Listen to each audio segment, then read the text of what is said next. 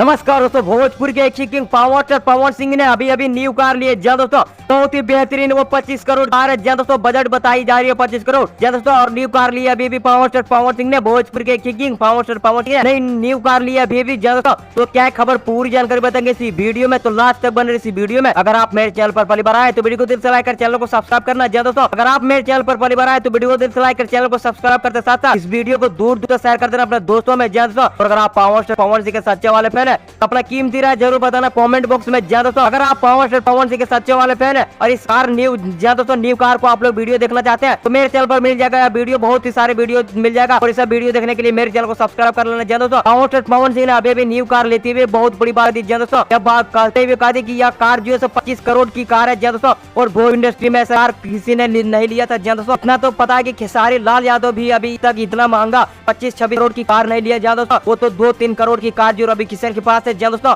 और 25 करोड़ की कार जो पवन सिंह ने अभी ली है। जी दोस्तों, बहुत बड़ा निकल के आ रही है पावर स्टार पवन सिंह। भोजपुरी में इंडस्ट्री में बड़ा है, लेकिन इतना भी बेहतरीन काम कर रहे हैं, सिंगर भी है, रैपर भी है, और न्यू कार लेते हुए बहुत बड़ी बात दी। जहाँ दोस्तों 25 करोड़ की कार है, इतना भोजपुरी इंडस्ट्री में लेना मुमकिन है नामुमकिन है दूसरों कलाकार के। आप लोगों को क्या मानना है नीचे कमेंट बताइए। बाकी मैं बोलूंगा अपने जय हिंद जय भोजपुरी।